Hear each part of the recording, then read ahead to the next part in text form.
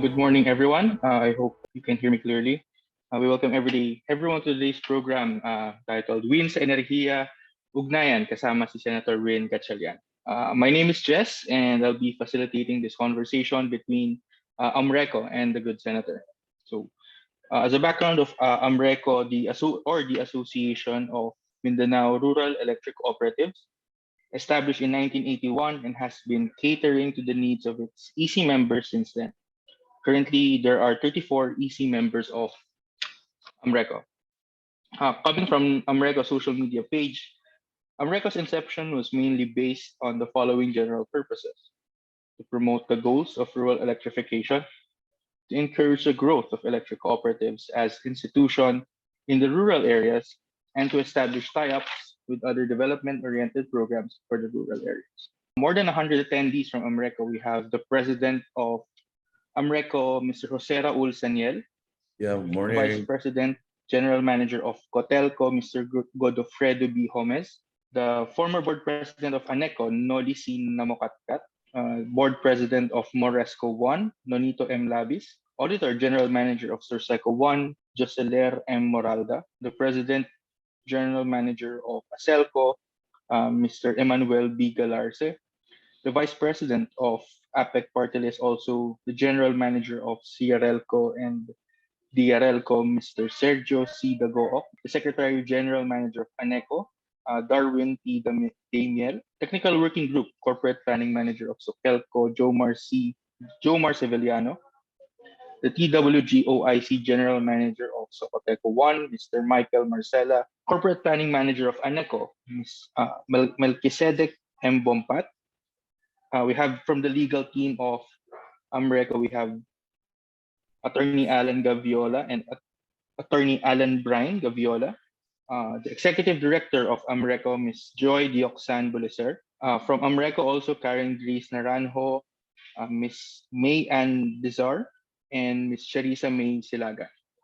We also recognize the presence of the general managers and management of multiple electric cooperatives in Mindanao. We have representatives from ANECO, from Bukidnon Second or Buseco, from Camelco, from Cotelco, from the Davao del Sur Electric Cooperative, the Soreco, from Davao Oriental, the Reco, Leneco, Moel C1 or Misamis Occidental 1 and 2, from Misamis Oriental Moresco 1, from the Northern Davao, Nordeco, from Siargao Electric Cooperative, CRLCO, South Cotabato Electric Cooperatives 1 and 2, from Sultan Kudarat Electric Cooperative, Sukelco, from Surigao del Norte or Surneco, from Surigao del Sur 1, Surseco 1, Surigao del Sur 2, Surseco 2, from Zamzelco, from Zamboanga City, from Zamsoreco 1, Zamboanga del Sur, and Zamboanga del Norte Electric Cooperative or Zaneco. So please note if we weren't able to mention your electric cooperative. To start off, we would like to call on Attorney Christine Sonon to give a short introduction of the senator. Good morning. Ladies and gentlemen, allow me to introduce a public servant whose impeccable work ethics and tireless dedication to serve his country made him one of the most hardworking lawmakers in the country. As chairman of the Senate Committee on Energy and Committee on Economic Affairs during the 17th Congress, he steered both committees with a goal in mind: to protect and empower the Filipino consumers and support small and medium businesses to generate jobs. He strove toward the passage of several key measures aimed at fostering a competitive, investor-friendly, and red tape-free environment in the energy sector and in the Philippine economy. He has successfully steered the passage of pro-consumer legislations that have been signed into law. Among the laws he has authored are the Murang Kuryente Act, Electric Cooperatives Emergency and Resiliency Fund Act, Energy Virtual One-Stop Shop Act, Energy Efficiency and Conservation Act, Anti-Obstruction of Power Lines Act, Philippine Innovation Act, Community-Based Monitoring Systems Act, Islamic Banking Act, and the Mobile Number Portability Act, wherein consumers now have the freedom to change their mobile numbers without the need to change mobile service providers or subscription plans. His bills under the Energy Committee, the extension of lifeline rate subsidy and electricity bill for low-income households, has been signed into law on May 27, 2021, while the LPG Act, which aims to remove unsafe tanks from circulation, was enacted on October 14, 2021. Another bill that he authored, the Microgrid Systems Act. Indeed, his commitment to genuine public service continues to drive him in pursuing his promising vision of a better Philippines. Ladies and gentlemen, Senator Win Gatchalian. Good morning, everyone. Maayong buntag sa tanan. Good Good morning to our friends from AMRECO. First of all, let me greet our president, Mr. Raul Saniel, and let me greet all the GMs, the chairpersons, all the board members, of course, our member consumer owners who are with us this morning. Thank you very much for giving us another opportunity to be heard and to be given a chance to talk to our members of AMRECO.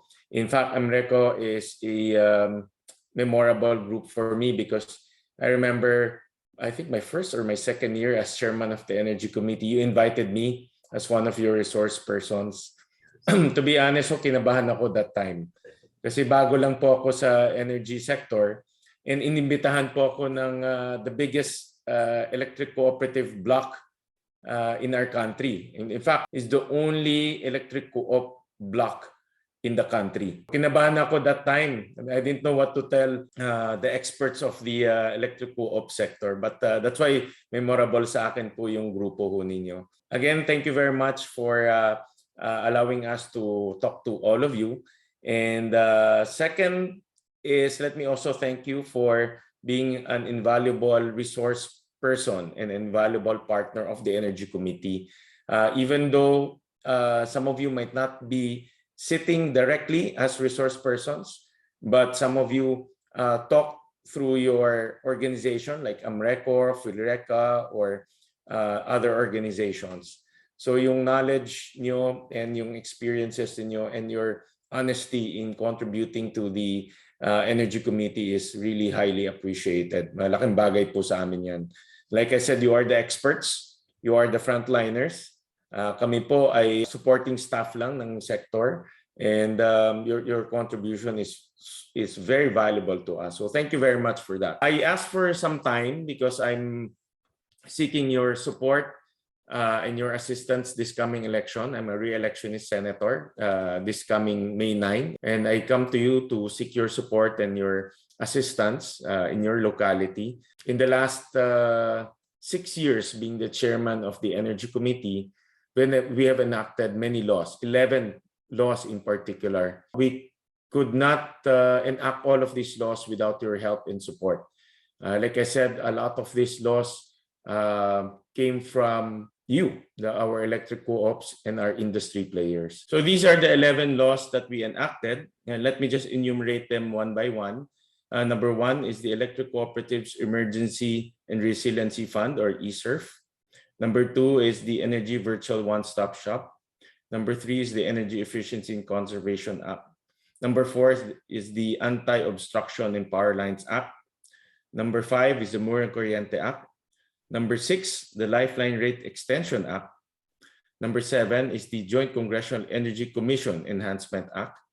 Number eight is the Philippine Energy Research and Policy Institute Act. Number nine is the LPG Industry Regulation Act. Number 10 is the Microgrid Systems Act. And number 11 is the Electric Vehicle Industry Development Act. In fact, the number 11, yung electric vehicle, became recently a law because it lapsed into law. So these are the laws that we have enacted this last 6 years. And I'm proud to say that we have enacted the most number of laws in a single Congress. With your help and assistance, we enacted at least 5 to 6 laws per Congress. And some of these laws have direct impact to your operations, like the Anti-Obstruction Power Lines Act, the Lifeline Extension Act, the ESERF, the Resiliency Fund. All of these laws have direct impact to the operations of our electric co-ops. So once again, thank you very much for your assistance. Hindi ko magagawa ho yan kung wala ho kayong lahat. Kayo ho talaga ang dahilan kung bakit ho natin nagawa. A lot of these are technical. Lalo na po yung anti-power lines obstruction, very technical ho yan. And I remember the ECs played a very important role in crafting that law. In the next 6 years, two things that I plan to do in the energy sector. Number one is to continue to lower down our electricity rate. This is very important. Even though we enacted already the Murang Kuryente Act, but still, I know you know the clamor of our consumers and our population to further lower down electricity rates. Number two, the objective is to make sure our laws are being implemented properly. So the number two objective is, for me, is to fully implement those 11 laws, to make sure that those 11 laws are implemented properly. I plan to conduct more oversights so that those 11 laws will be given life and will be felt by our utilities and our consumers. So yun po yung dalawang objective ho natin. But I know that in the minds of our electric co-ops, alam ko what's hanging on your head are the franchise renewals. Because out of the 186 franchises, 106 will expire in the next 10 years. Kalahati po, 57% will expire. Challenging ho yan. Ito, I've mentioned this in the PhilReca event. My principle in the committee is always fairness. What's fair for the consumers, what's fair for the utilities and the stakeholders, and what's fair for the industry. Yun po yung aking guiding principle. And in the renewal of the franchise, I will always look at fairness, not politics. My assurance to our electric co-ops is I will use fairness in determining the renewal of a franchise, whether it's utility, whether it's ECs or private utilities. Dapat po fairness. And when I say fairness, we will look into the performance and we will also look at into customer satisfaction. Ang aking pangako sa ating mga electric co-ops that I will make sure that politics will not play a role in the renewal of the franchise of our utilities kasi hindi ho tama yan. That being said, I'm very happy to work with our electric co-ops. Let me again reiterate my plea to our electric co-ops, to AMRECO. I'm seeking your support. I'm seeking your help this coming election.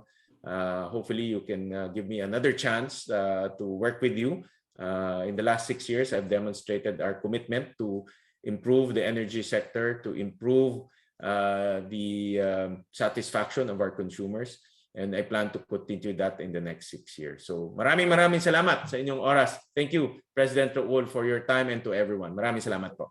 Thank you, Senator Win, for that message and that story about your first, during your early stint as the chairperson of the Committee on Energy. So at this point, since we intended this to be a consultation or to be a conversation between AMRECO and the senator, so we'd like to open the floor to questions from AMRECO. We would like to start with Davao Oriental Electric Cooperative, as we believe they have submitted a question beforehand. May we ask for a representative from Doreco? Good morning, everyone. Good morning, AMRECO. Good morning, Senator Win. This chance really to ask about what would be the assistance to be extended to electric cooperatives in the development of renewable energy sources, where we can do joint ventures or any initiatives or any capacity building that we would be able to get through the initiative and help also our winnable Senator Win Gatchalian. One of the laws that your 4 congressmen participated in heavily is the new Microgrid Systems Act. Maganda ho itong batas na ito. And I have to give credit to the 4 congressmen representing the ECs because they really made sure that provisions in the law will enable ECs to roll out their own microgrid systems. And maganda itong batas na ito. I would like to go into the details, but basically the electric co-ops themselves can build microgrid systems and take advantage of subsidies. We all know that microgrids are also quite expensive for now, to our consumers.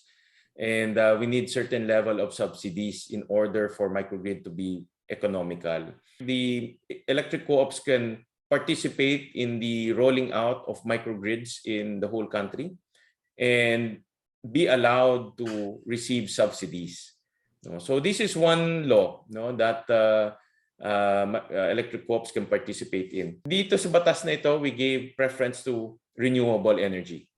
Because when you say microgrid, it has to be standalone. Hindi siya grid-tied o hindi nakakabit sa main grid. So one of the ways to decentralize it is to use renewable energy. But of course, in renewable energy, depending sa lugar ninyo, yung mga ibang lugar pwede mag full 24-hour renewable kung kaya nila mag-battery, or yung iba pwede mag-hybrid, may solar and diesel. So depending na yan sa lugar at depending na sa cost. But ang basic principle here, the electric co-ops can launch their own microgrid system. I'm encouraging the electric co-ops to take a look at that law. Exciting yung batas na yan. Sir, I think, sir, that's a very interesting sir. It will be very helpful na batas for electric cooperatives. But there is already an issuance from the National Electrification Administration limiting the possibility of doing a joint venture to only categorize AAA electric cooperatives. And in our case, nasa AA ho kami, and then we have 14 identified stranded contracts already, all renewable. And if we will be prevented from doing. We will be limited from doing it because we are a category AA electric cooperative. Then can we have some sort of a reconsideration, or is there a chance for that memorandum to be also inclusive for all electric cooperatives, especially so that the government is already encouraging all ECs and all distribution utilities to take part in the development of renewable energy sources in their respective provinces? Let me take a look at that circular and determine the logic why it's only limited to AAA. But as a principle, utilities, including EC, should be encouraged to go into renewable and use whatever feasible arrangement. Kasi maraming arrangement eh. Pwedeng bumibili lang directly from private proponents, pwede ka mag-joint venture, pwede ka mag-own use, depending kung ano yung arrangement. Depending rin kung sino supplier. But marami na kasing ways of financing renewable energy. And whatever is feasible, not to the detriment of our member consumer owners, should be encouraged. As long as our member consumer owners will be protected. So let me look into that. I won't go into the details. Talking about circulars, alam ko maraming controversial circulars na lumalabas lately ng NEA. Ang prinsipyo ko, very simple lang. The electric co-ops are created to manage themselves. The electric co-ops are vested by powers given by the member consumer owners, so that national government will not be burdened with the operations of 121 co-ops. Let the co-ops manage themselves, meaning let them appoint whoever is qualified as GM. Kasi kung lahat ng GM manggagaling sa Manila, ano bang alam ng Manila para patakbuhin yung mga electric co-ops sa iba-ibang parte ng bansa natin? That's not reasonable and illogical. But I will look into those two circulars dahil I think that runs counter to the principle of decentralization and autonomy. Magiging pakialamera na ho yung Metro Manila which is not the principle of cooperatives in general. Alam ko maraming controversial na circular na lumalabas, including that of the renewable energy. Yes, sir. It's actually, sir, it's memorandum number 2022-12. Okay. We'll look into that, but thank you for bringing that up. Thank you so much, sir. Mabuhay ka. Mabuhay. Thank you, Nordeco. We also believe Sukelco, Sultan Kudarat Electric Cooperative, also sent in a question to us before the event. May we ask a representative from Sukelco to please read out your question. We have a question from the chat. Mr. Danilito Castro from Zaneco. Question is, ano pa po ang latest ruling to call sa appointment of EC's GM? Is it still the NEA who will appoint for the board of directors. So, sir, I believe you've already let us know your stand on this. Another question from the chat is from Nordeco. Good morning, Senator Win, regarding House Bill 10554, which grants Davao Light and Power Company a franchise operates 6 municipalities and 2 cities under the franchise of Nordeco. May we ask on your stand on this po? Salamat and God bless. Medyo very very superficial pa lang yung aking knowledge about the issue of Nordeco and Davao Light. At ang aking mapapayo lang, and this I've told some of the task forces that I meet and some of the ECs that I meet, that at the end of the day, ang pinakamahalaga is our consumer experience, the member consumer experience, and we have to make sure that the services and the rates that we are giving them are the best, dahil yan talaga magiging issue.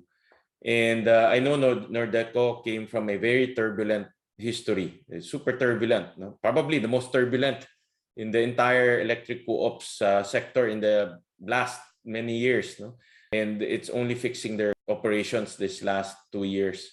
Nevertheless, yung pag-aayos natin, galingan natin, mapapayo ko lang talaga is to do your best to fix the operations and make sure that our consumers are well taken care of. Yun lang muna mapapayo ko ngayon. The same sa Eleco, sa tatlong Eleco kay GM Mike.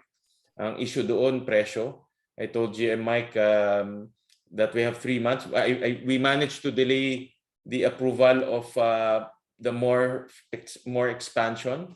And sabi ko, let's use the 3 months to renegotiate the contracts, come up with a strategy to lower down electricity rates. Yung kasi ang issue doon bakit sa Iloilo City ang baba, tapos sa labas ng Iloilo City mataas. So my advice to them is to renegotiate the electricity, the generation contracts, try to come up with a strategy to lower down electricity rates. So the same advice that I will give Nordeco is to try your best, do your best to improve customer experience. Thank you, Senator Win. Yes, maybe we can open yes, up kasi we have allocated some time for the Q&A. Okay. Open up the floor to questions from the panel, from the body. Yes. Okay, sir. Please go Senator ahead. Win, good morning. President. Yeah, thank you so much for sharing your precious time with us. Senator, ito lang, isang katanungan kasi earlier you mentioned about yung mga next frontiers as regards yung legislations that you will be pushing. So it will be more focused on electricity rate reduction and of course strengthening yung oversight of all those laws that were already enacted.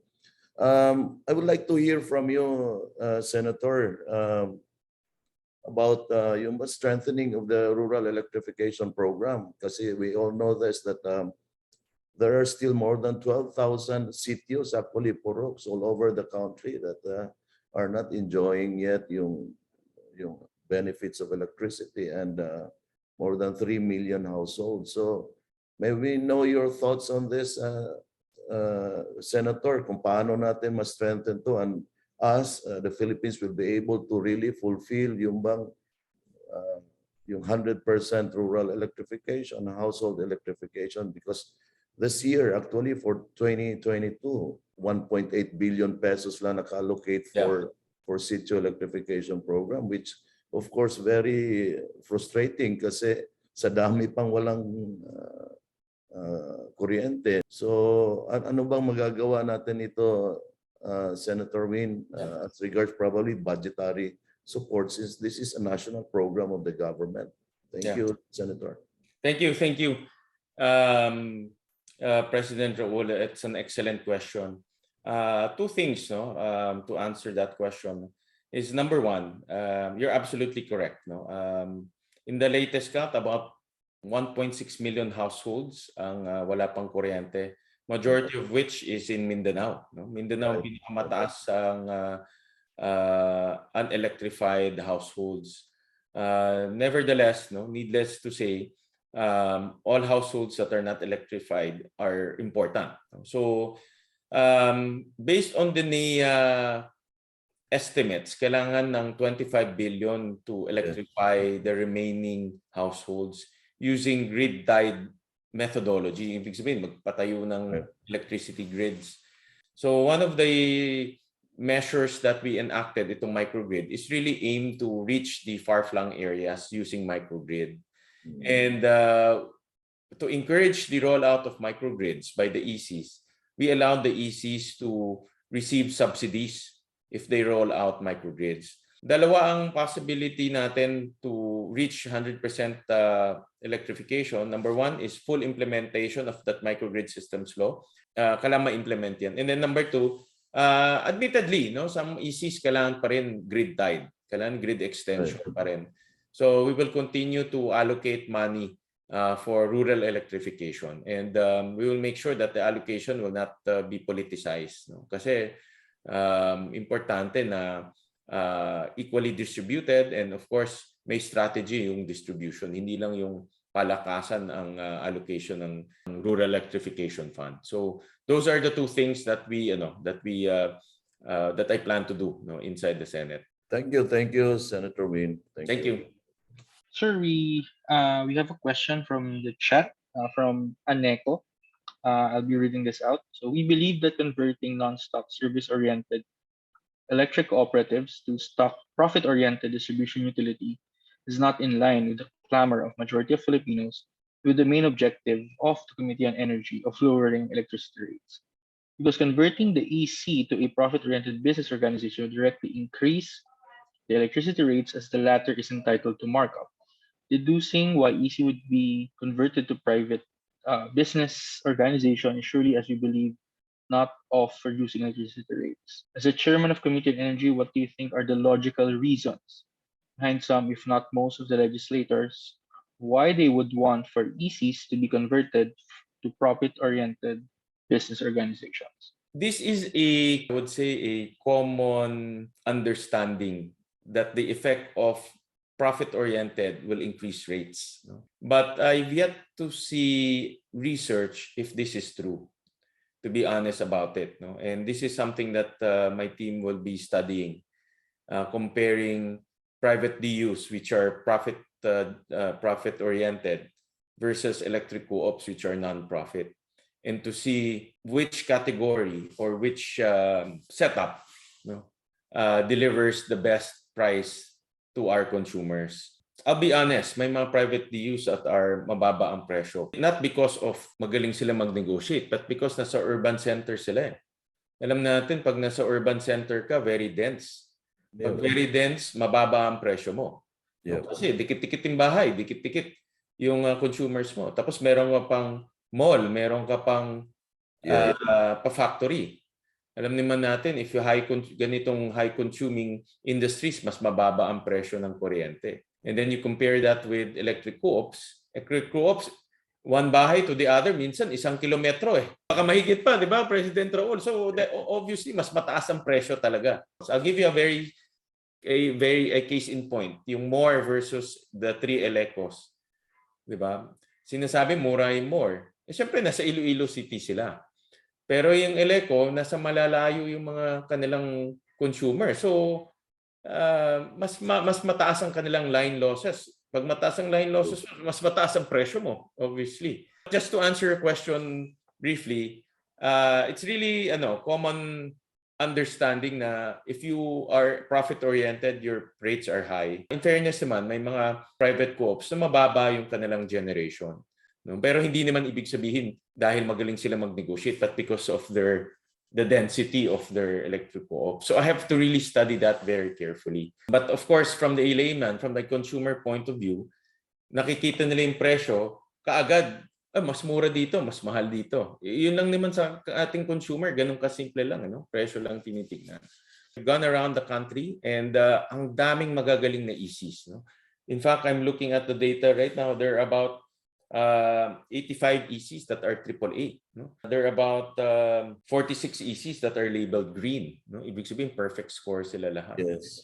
So, in other words, maraming ECs mas magagaling sa private DUs. Considering na non-profit sila, wala silang nakukuhang dividends sa kanilang personal. but they still yet perform better than the private ECs. These are the ECs that we should model after. And these are the ECs that we should pattern after. To answer your question, why is profit better than non-profit? We really need to do some research on that. But in my initial take is non-profit is equally performing better than the profit. Even mas marami pa, mas much better pa. So there's no reason to convert those best good performing to profit-oriented or to private. Doon sa mga iling, proven na rin na ang task force effective rin. No? I give you a case in point sa Casureco 3. No? Sila GM Ana na na-rehabilitate nila yung Casureco 3. It was iling. I remember nung start ko nung chairman ko, problematic to eh. Pero after 6 years, actually after 3 years lang, na-rehabilitate nila. So in other words, ECs helping other ECs is effective. No? My point there is, hindi ibig sabihin iling kaagad i-privatize. No? Kasi pwede pang in task force, pwede pang gumana yon. No? But of course, different situation is iba-ibang EC, iba-iba ring situation. At the end of the day, ang importante sa atin yung consumer experience. No? Kaya nga parating payo ko sa mga ailing ECs or problematic ECs is do your best to rehabilitate so that walang masasabi yung consumers natin. Walang masasabi yung mga local politicians. Kasi ang alam niyo naman yan, yung mga local politicians din ang typically nag-spearhead ng massive reforms. Eh. So hopefully I answered your question po. Thank you, sir. May pahaba lang, sir, from the chat. So this is from ASELCO. Senator, good morning. This is GM Galarce of ASELCO. Is it possible for a legislative measure to equally share in percentage the output of PSOM generation? Because we feel that the allocation of their output now is not fairly divided and definitely brings down the power rates in ECs. Mabuhay ka, Senator Win Gatchalian. Thank you for that question. In fact, I noticed that lately lang, no? This past few months lang, the allocation of the PSOM output. The PSOM output is cheap. Eh? Everyone wants that. Right. Yeah. Let me study that. I'll talk to Attorney Irene about this. Yeah. And probably Senator, yung rehabilitation din ng mga hydro assets ng Gusto ko lang na-rehabilitate na yan. Kaso lang, I understand the Chinese yung contractor. Nung pumunta ako doon, yung mga controls, puro Chinese. Eh. Sabi ko, maintindihan kaya ito ng mga taga-ligan. Sabi ko, mga Chinese. I went there eh. President, tinignan ko eh. In fact, nakita ko yung mga nag-aayos, mga Chinese. Linagay nila doon sa mga control mga Chinese eh. Ewan ko napalitan na. But I'll push for that. No? Yeah, thank you, Senator. Thank you for all for your questions. So we'll now proceed to messages for the Senator. So first off, we would like to call on the President of AMRECO, Mr. Raul Saniel. Thank you. We have a message for... Thank you so much, Jess. And Senator Win, thank you so much for sharing your precious time with us. We know that you're so busy right now, and thank you really for engaging us and for sharing your precious insights and thoughts on the various issues, concerns besetting electric cooperatives here, especially here in Mindanao. Isa lang, Senator Win, since you became a senator, actually nakikita naman namin mga electric co-ops, leadership sa ECMC movement that you have really championed the interest of the electric cooperatives, and through your laws that were enacted through you, grabe ang mga reforms that it resulted in various reforms. But yet, of course, as you've said earlier, so there is still a need for you for stronger oversight. But thank you so much, and you have been so prolific sa lahat ng mga senators when it comes to energy-related bills that became into law. So thank you for that, Senator Win, and rest assured that we here in AMRECO, Samsureco, and which I represent, so we are really strongly pushing for your election, Senator Win. We are strongly supporting for you, and we're really praying, Senator Win, manalo ka ulit. I have a very short message, but thank you so much again for engaging us today. It's really very productive, and looking forward. God bless you. Thank you. Thank you, President Raul, and really appreciate your support. means a lot to me, especially after working with our co-ops for the last 6 years. Yep. And rest assured, we'll do more to strengthen and to highlight the good performances of our electric co-ops. No? It's important also to highlight that. And then rest assured that we will always make sure that politics is out in the discussion of our electric co-ops. Thank you, Senator. Thank you. Thank you. Thank you, President Saniel of AMRECO. I believe Mr. Saniel is speaking as for all of the ECs who are present today. Sir, thank you for your message. And before we end, we would like to ask for a photo opportunity for everyone. Attendees for today, we have more than 133 confirmed participants. Yeah, once again, I thank President Raul and all of our ECs. I can see all of them here sa Zoom. I would like to meet all of you in person. In fact, the original proposal was to meet all of you in person, but because of time constraint and the pandemic also, sabi namin pinakamabilis is through Zoom. And but thank you for allocating your time as well. Again, I'm seeking your support this coming elections, and I'm asking for assistance also in the campaign. Maybe not through your co-op kasi alam ko some of our co-ops are non-partisan, but through your families and friends, no? Especially in Mindanao. I would admit, no, being from Luzon, Mindanao is very challenging for me, and that's why I'm seeking your assistance in Mindanao this coming elections. And rest assured, we will continue our support to our electric co-ops nationwide, making sure that this next 6 years during the renewal of franchise, it will not be unfairly treated, but we will make sure that the talk about renewal will be purely on performance and purely on customer satisfaction. And we will also make more laws, no, to lower down electricity rates and to improve the operations of our electric co-ops. So thank you. Maraming salamat. Thank you, Senator Win. Thank you. God bless. More power. Thank you, sir. We've come to the end of today's program. So again, we thank the Association of Mindanao Rural Electric Cooperatives for their participation to today's event.